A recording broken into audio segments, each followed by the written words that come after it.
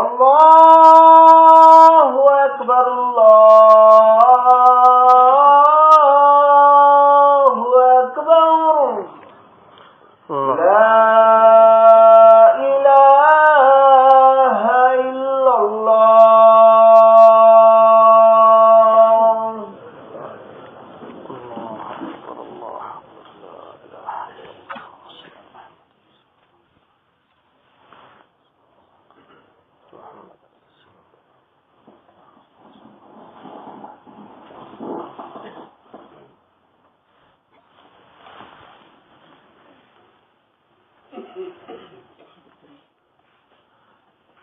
إن الحمد لله نحمده ونستعينه ونعوذ بالله من شرور أنفسنا ومن سيئات أعمالنا من يهده الله فلا مضل له ومن يضلل فلا هادي له وأشهد أن لا إله إلا الله وحده لا شريك له وأشهد أن محمدا عبده ورسوله يا أيها الذين آمنوا اتقوا الله حق تقاته ولا تموتن إلا وأنتم مسلمون يا أيها الناس اتقوا ربكم الذي خلقكم من نفس واحدة وخلق منها زوجها وبث منهما رجالا كثيرا ونساء واتقوا الله الذي تساءلون به والأرحام إن الله كان عليكم رقيبا يا أيها الذين آمنوا اتقوا الله وقولوا قولا سديدا يصلح لكم أعمالكم ويغفر لكم ذنوبكم ومن يطع الله ورسوله فقد فاز فوزا عظيما أما بعد فإن خير الحديث كتاب الله وخير الهدي هدي محمد صلى الله عليه وسلم وشر الأمور محدثاتها وكل محدثة بدعة وكل بدعة ضلالة وكل ضلالة في النار. أعوذ بالله من الشيطان الرجيم. ومن يقتل مؤمنا متعمدا فجزاؤه جهنم خالدا فيها وغضب الله عليه ولعنه وأعد له عذابا عظيما. وقال الرسول صلى الله عليه وسلم إن دماءكم وأموالكم وفي رواية وأعراضكم كحرمة يومكم هذا في شهركم هذا في بلدكم هذا. رب اشرح لي صدري ويسر لي أمري واحلل عقدة من لساني يفقهوا قولي. سبحانك لا علم لنا إلا ما علمتنا إنك أنت العليم الحكيم. أوصيكم ونفسي بتقوى الله والسمع والطاعة. اسلامی بھائیوں، بزرگوں اور دوستوں،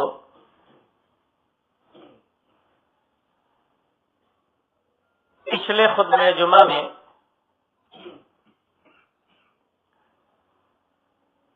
میں نے مختصر طور پر اللہ کے رسول صلی اللہ علیہ وسلم کے حجۃ الوداع کے موقع پر خطبے کی طرف اشارہ کیا تھا.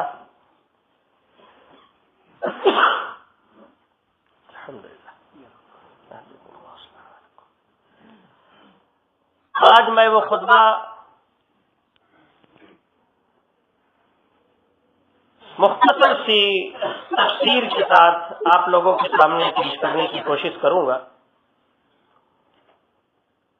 اللہ کے رسول صلی اللہ علیہ وسلم نے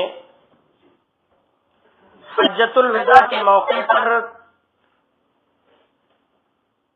3 اہم خطبے ارشاد فرمائے.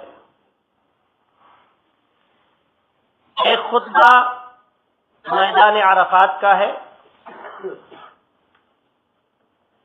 دوسرا یوم النحر کو یعنی 10ویں تاریخ کو آپ صلی اللہ علیہ وسلم نے خطبہ دیا، اور تیسرا خطبہ اللہ کے رسول صلی اللہ علیہ وسلم نے ایام التشریق میں سے کسی دن 12 تاریخ کو یا 11 تاریخ کو آپ نے ارشاد فرمایا. میدان عرفات میں جو خطبہ اللہ کے رسول صلی اللہ علیہ وسلم نے صحابہ اکرام کی ایک عظیم جماعت کے سامنے ارشاد فرمایا، بڑا عظیم خطبہ، بڑا اہم خطبہ. اللہ کے رسول صلی اللہ علیہ وسلم نے اس خطبے میں ارشاد فرمایا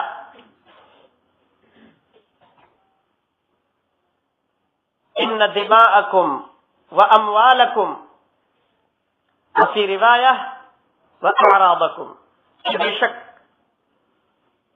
تمہارے خون اور تمہارے مال، اور ایک روایت میں ہے کہ تمہاری عزت و آبرو تمہارے اوپر حرام ہے، ویسے جیسے آج کے اس دن کی حرمت ہے، اس مہینے کی حرمت ہے، اور اس شہر مکہ کی حرمت ہے. دوسری روایت میں کہ اللہ کے رسول صلی اللہ علیہ وسلم نے ان سے پوچھا ایو یوم ھذا اور وایو شہر ھذا وایو بلد ھذا. ہر سوال کے جواب میں اللہ کے رسول صلی اللہ علیہ وسلم کو صحابہ کرام نے یہی جواب دیا، اللہ ورسولہ اعلم. آپ نے پوچھا کہ کون سا دن ہے، آپ نے پوچھا کہ یہ کون سا مہینہ ہے، آپ نے پوچھا کہ کون سا شہر ہے. صحابہ کرام نے فرمایا کہ اللہ اور اس کے رسول جانتے ہیں. صحابہ کرام نے یہ سمجھا کہ ہو سکتا ہے کہ اللہ کے رسول صلی اللہ علیہ وسلم آج کے دن کو کوئی دوسرا نام دینا چاہتے ہو، آج کے اس مہینے کو دوسرا نام دینا چاہتے ہو، یا اس شہر مکہ کو دوسرا نام دینا چاہتے ہو. لیکن اللہ کے رسول صلی اللہ علیہ وسلم نے فرمایا کہ تمہاری عزت و آبرو اسی طرح سے محترم ہے، اسی طرح سے تمہارے لیے محترم ہے جس طرح سے آج کا دن محترم ہے، اور یہ مہینہ محترم ہے، اور یہ شہر مکہ محترم ہے. تو میرے بھائیو عزیزوں اور ساتھیوں، ایک مسلمان کا خون، ایک مسلمان کا مال اور ایک مسلمان کی عزت و آبرو دوسرے کے لیے حرام ہے. کسی کا خون بہانا جائز نہیں. اللہ تبارک و تعالی اللہ کے رسول صلی اللہ علیہ وسلم نے ارشاد فرمایا لزوال الدنیا اهون عند اللہ من قتل رجل مسلم. ایک مسلمان کا خون بہایا جانا اللہ کے نزدیک دنیا کے تباہ و برباد ہو جانے سے زیادہ اہم ہے. دنیا برباد ہو جائے، دنیا ختم ہو جائے، فنا ہو جائے، لیکن اللہ کے نزدیک ایک مسلمان کا خون بہایا جانا اللہ کے نزدیک بہت زیادہ عظیم ہے اور بہت زیادہ بڑا ہے. اسی طرح سے مال کے بارے میں اللہ تعالیٰ نے ارشاد فرمایا وَلَا تَأْكُلُوا أَمْوَالَكُمْ بَيْنَكُمْ بِالْبَاطِلِ. اپنے مالوں کو آپس میں ایک دوسرے کا مال باطل طریقے سے، غلط طریقے سے، ناجائز طریقے سے، حرام طریقے سے نہ کھاؤ. منع ہے.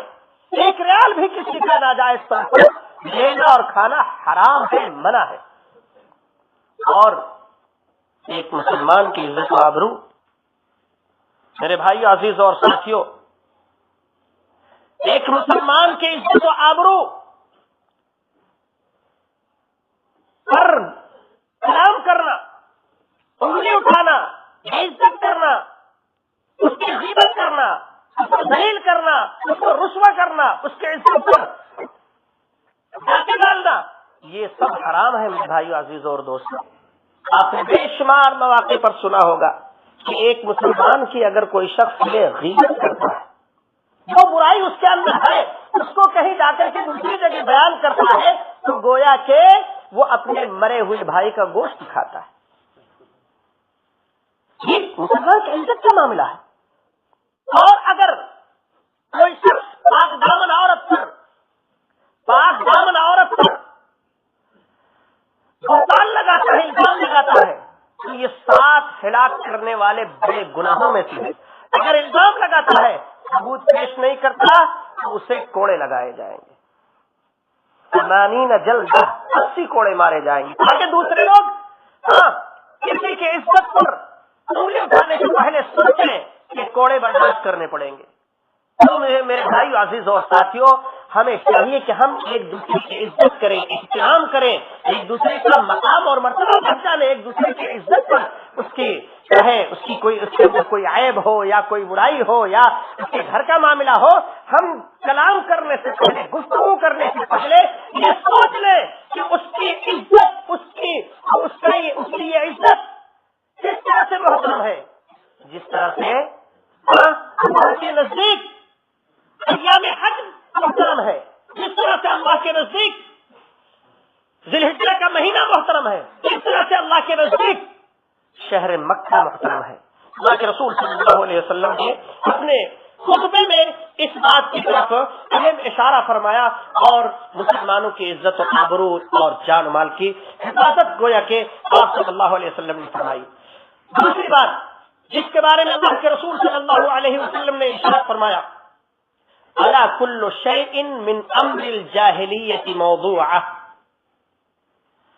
زمانے جاہلیت کے تمام رسم و رواج، تمام چیزیں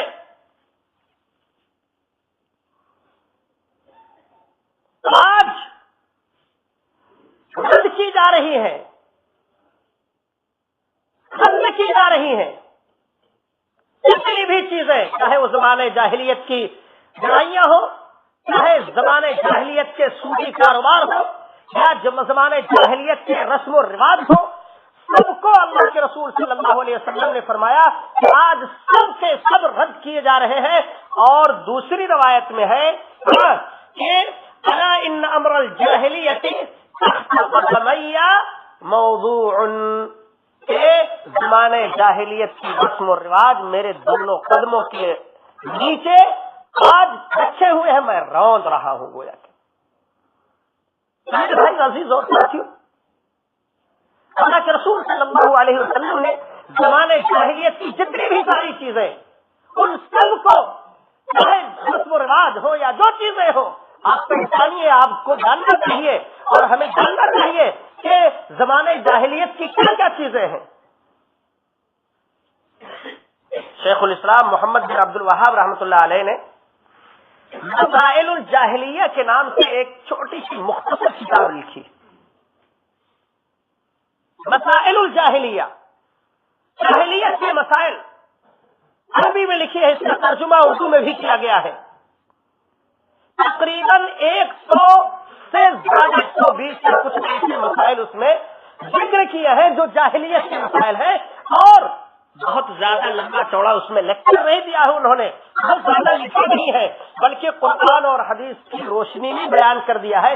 یہ مسئلہ زمانہ جاہلیت کا ہے، زمانے جاہلیت میں یہ ہے، یہ جہالت ہے، یہ زمانے جاہلیت کی چیزیں ہیں، اور پھر قرآن و حدیث کی دلیلیں پیش کر. ہمیں غور کرنا چاہیے، سننا جاننا چاہیے کہ یہ چیز ہمارے اسلام میں ہے یا نہیں ہے. جو نہیں ہے وہ ساری چیزیں جاہلیت کی. اسی طرح سے اللہ کے رسول صلی اللہ علیہ وسلم نے زمانے جاہلیت کی 2 اہم چیزوں کے بارے میں فرمایا کہ وہ دونوں چیزیں آج رد کی جا رہی ہیں، ختم کی جا رہی ہیں. پہلی چیز کیا تھی کہ اللہ کے رسول صلی اللہ علیہ وسلم نے ارشاد فرمایا، دماء الجاہلیت موضوعہ وَإِنَّ أَوَّلَ دَمٍ أَضَعُ مِنْ دِمَاءِ دَمُ ابن ربيعة بن الحارث كان مستضعفا في بني سعد فقتلته الذئب.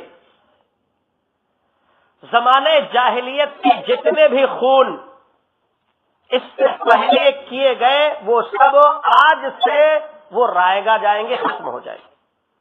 جس نے بھی جس کو قتل کیا ہو، جس کی بھی آپس میں لڑائیاں اس طرح کی رہی ہو، کسی خاندان کے کسی آدمی نے کسی کو قتل کر دیا ہو، اللہ کے رسول صلی اللہ علیہ وسلم نے فرمایا آج سے وہ سارے خون کیا ہے، ختم کیے جا رہے ہیں، رائے گا کیے جا رہے ہیں.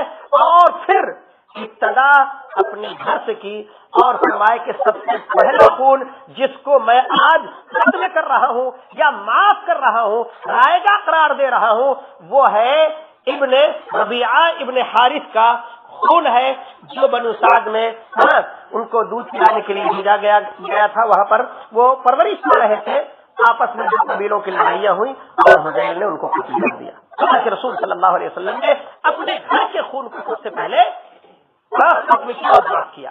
اور دوسری چیز، اہم چیز، کیونکہ زمانے جاہلیت میں خون کی وجہ سے برس سینکڑوں برس تک لڑائیاں چلتی رہتی تھی، انہوں نے ان کو مارا، پھر بدلے میں انہوں نے ان کو مارا، اس قبیلے نے ان کو مارا، پھر بدلہ لیا گیا۔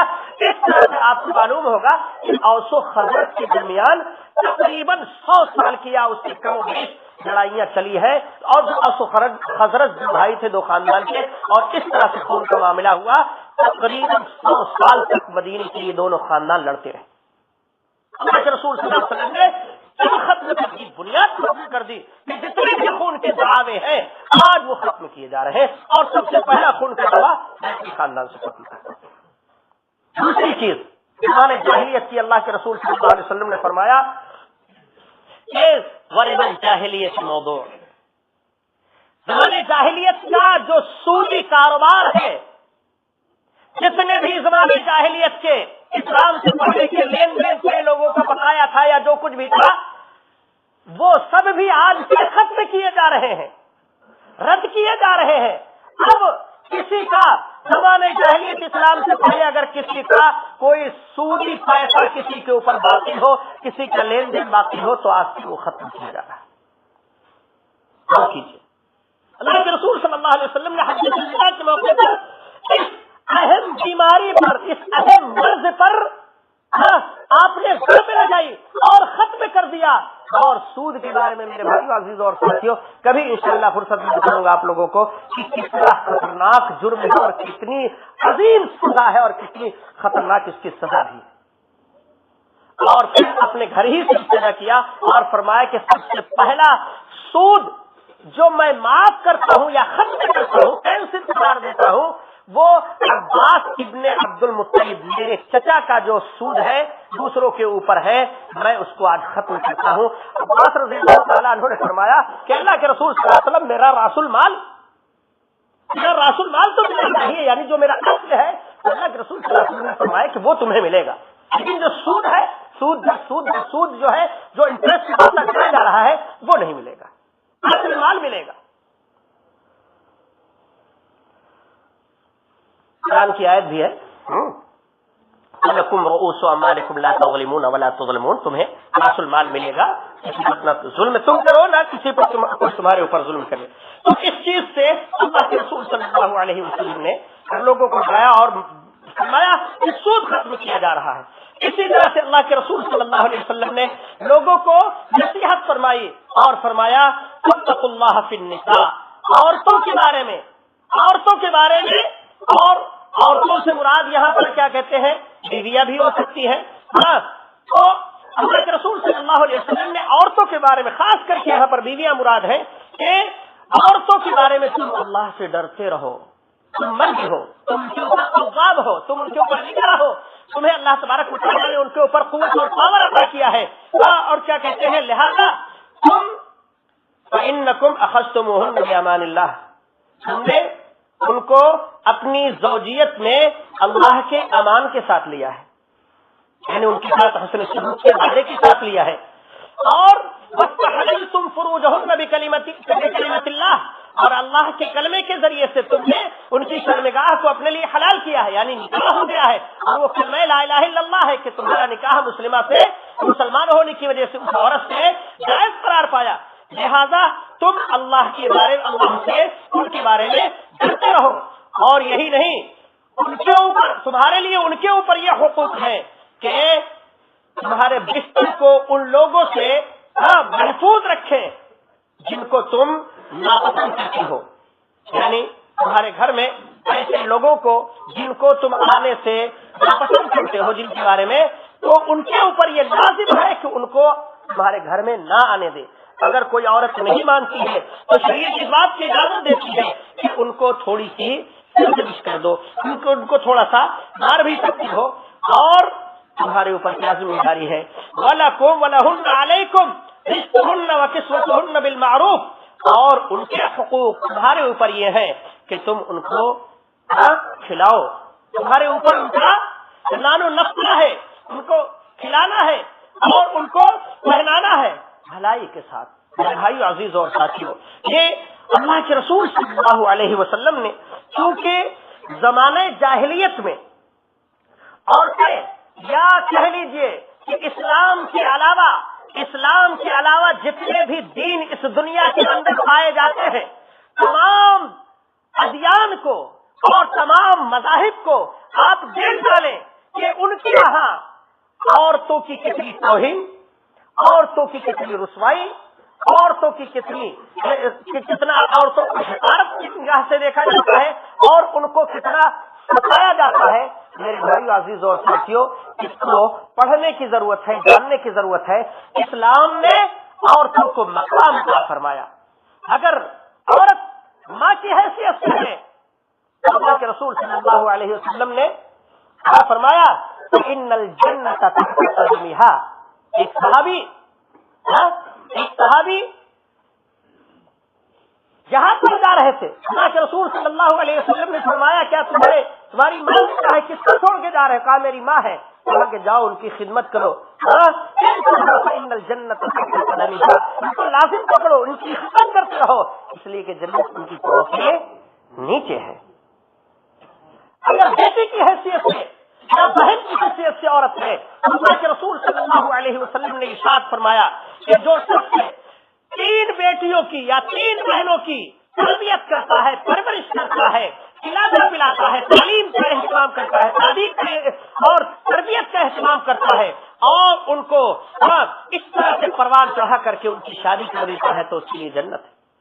किसी साथी ने कहा कि अगर किसी के पास बेटियां हो या 2 बहनें हो, अल्लाह के रसूल सल्लल्लाहु अलैहि वसल्लम ने फरमाया कि अगर कोई से 2 बेटियों या 2 बहनों की परवरिश और तरबियत करता है तो उसके लिए भी जन्नत है। अल्लाह अकबर, कितनी बेहतरीन अल्लाह के रसूल सल्लल्लाहु अलैहि वसल्लम ने हदीस इरशाद फरमाई, और बेटियों को और बहनों को कितना मकाम अता फरमाया, माँ को कितना मकाम अता फरमाया। और बीवियों के बारे में भी अल्लाह के रसूल सल्लल्लाहु अलैहि वसल्लम ने इस अहम मौके पर, हज्जतुल विदा के मौके पर, सहाबा इकराम की इतनी बड़ी तादाद जहां मौजूद थी, अल्लाह के रसूल सल्लल्लाहु अलैहि वसल्लम ने बीवियों के साथ हुस्न सुलूक का खास आप सल्लल्लाहु अलैहि वसल्लम ने इहतिमाम फरमाया और खास नसीहत फरमाई, क्योंकि ये बड़ी बेचारी बीवियां बड़ी मजलूम है। अपने कहर और जबर का निशाना बनाता है और अपने पावर का और अपनी ताकत का गलत इस्तेमाल करता है। इसलिए अल्लाह के रसूल सल्लल्लाहु अलैहि वसल्लम ने दोनों के एक दूसरे पर जो हुकूक है उनको बताया कि औरतों पर क्या हुकूक है और मर्दों पर क्या हुकूक है। मेरे भाई अजीज और साथी, इस चीज को हमेशा अपने सामने रखना चाहिए। और फिर अल्लाह के रसूल सल्लल्लाहु अलैहि वसल्लम ने एक बड़ी अहम चीज जिस पर आप मुफस्सल सुनते रहते हैं, तफसील के साथ सुनते रहते हैं, और यही चीज हमारे दीन की खूबी है, हमारे दीन की जान है। अगर हमने इस चीज को पकड़ लिया और इस चीज को अपना लिया तो यकीनन न कोई गुमराह कर सकता है, न कोई बेवकूफ बना सकता है, न कोई हमें मुस्तकीम से हटा सकता है, और न कोई हमारा दीन और दुनिया बर्बाद कर सकता है। अजीज और साथियों, दुनिया पर डाके डालने वालों को तो हम पहचानते हैं, जानते हैं, लेकिन दीन पर, हमारे ईमान पर, हमारे अकीदे पर जो डाके डालने वाले हैं उनको हम नहीं जानते, नहीं पहचानते, बल्कि उनसे मानूस कहते हैं। इसी वजह से आपको बराबर बताया जाता है, और वो क्या चीज है, अल्लाह के रसूल सल्लल्लाहु अलैहि वसल्लम ने हज्जतुल विदा के मौके पर खास करके फरमाया, क्या फरमाया, फीकुम मा लन तुदिल्लु बअदहु इन इअतसमतुम बिह किताबुल्लाह। اور میں تمہارے درمیان اللہ کی کتاب چھوڑے جا رہا ہوں. اگر تم اس کتاب کو مضبوطی سے پکڑے رہو گے لن تضلوا، ہر چیز گمراہ نہیں ہو سکتی. یہاں پر صرف کتاب اللہ کا ذکر ہے. اور صحیح مسلم کی ایک روایت ہے کہ حجۃ الوداع کے موقع سے جب اللہ کے رسول صلی اللہ علیہ وسلم حجۃ الوداع کے سفر سے مدینے سے واپس ہوئے تو ایک مقام پر غدیر خم پر رک کر کے اللہ کے رسول صلی اللہ علیہ وسلم نے وہاں بھی صحابہ کرام کو نصیحت فرمائی اور وہاں کتاب اللہ کے ساتھ ساتھ وعظ کا لفظ استعمال کیا کہ دیکھو کتاب اللہ کی کتاب کو مضبوطی سے تم تھامے رہنا اور میرے خاندان کا خیال رکھنا. فطرتی آپ کے خاندان اور آپ کے خاندان آپ صلی اللہ علیہ وسلم نے جو نصیحت فرمائی کئی اعتبار سے میرے بھائی عزیز اور ساتھیوں ان کا مقام اور مرتبہ پہچاننا اور یہ کہ ان کے پاس جو دین ہوگا اور اس خاندان میں اگر اور آگے بڑھ جائیں تمام صحابہ کرام وہ صحابہ کرام جو خاندان میں آتے ہیں خاص کر کے وہ بھی شامل ہے اور جن صحابہ کرام نے آپ سے دین سیکھا وہ بھی شامل ہے. اللہ کے رسول صلی اللہ علیہ وسلم نے خصوصیت کے ساتھ ان کا بھی ذکر کیا اور کیا آپ لوگوں نے کتاب اللہ حجۃ الوداع کے موقع پر کتاب اللہ وہی تھی اور ایک دوسری حدیث میں ابن ماجہ کے اندر غالباً ابن ماجہ رحمۃ اللہ علیہ نے اس کو اپنے مقدمہ میں ذکر کیا ہے اور بہت سارے ائمہ نے اس کو حسن کہا ہے، بعض لوگوں نے اس کو صحیح کہا ہے، جس کو آپ بار بار سنتے رہتے ہیں کتاب اللہ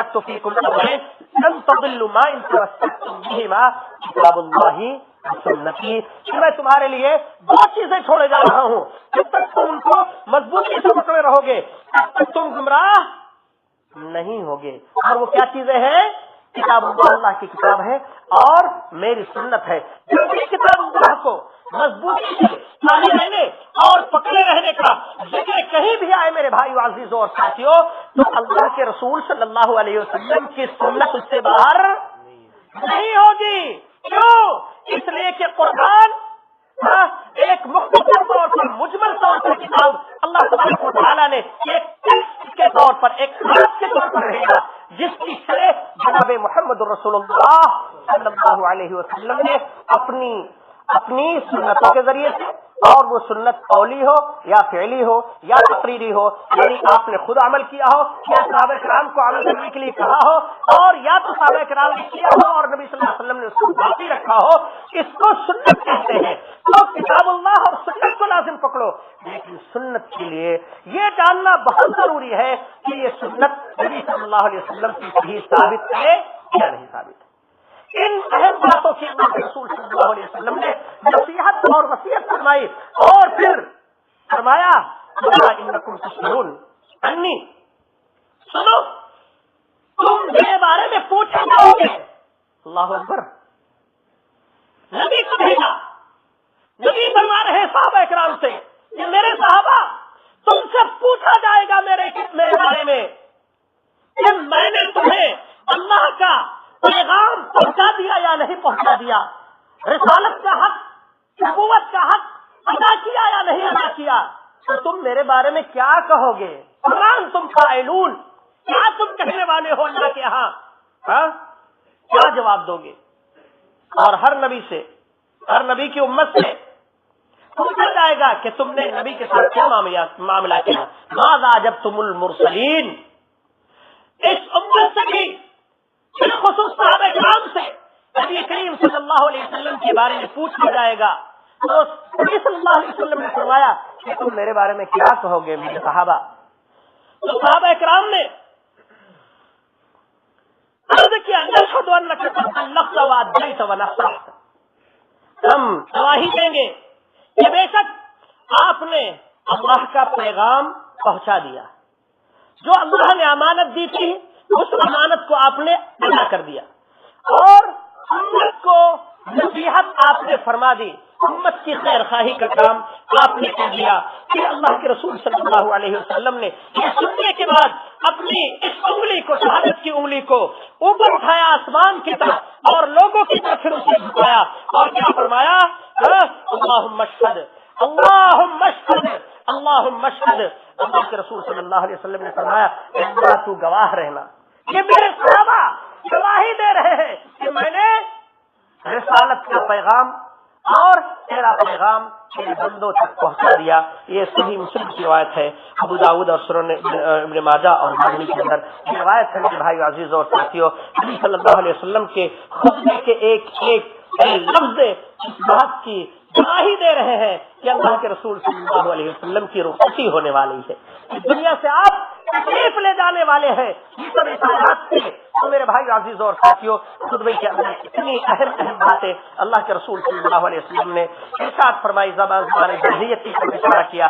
سارے زبان جاہلیت کے رسم و رواج کو ہم کینسل کر دیا اور اسی طرح سے عورتوں کے بارے میں نصیحت فرمائی، اللہ کے بارے میں نصیحت فرمائی اور اس طرح پھر اپنے بارے میں گواہی کی. اللہ تبارک و تعالیٰ سے دعا ہے کہ ہمارے الہ ہم سب کو دین صحیح انداز میں سمجھنے کی توفیق عطا فرمائے اور دین کو صحیح انداز میں عمل کرنے کی توفیق عطا فرمائے اور صحیح دین کو دوسروں تک پہنچانے کی توفیق عطا فرمائے. اے اللہ اسی پر ہم سب کو زندہ رکھ اور اسی پر ہماری موت آئے. آمین یا رب العالمین. صلی اللہ علی نبینا محمد وعلى آلہ وصحبہ اجمعین. بارک اللہ لنا ولکم فی القرآن العظیم ونفعنی وإیاکم بالآیات والذکر الحکیم. انہ تعالی جواد کریم ملک بر رؤوف رحیم. استغفر اللہ لی ولکم ولسائر المسلمین من کل ذنب استغفروہ انہ هو الغفور الرحیم.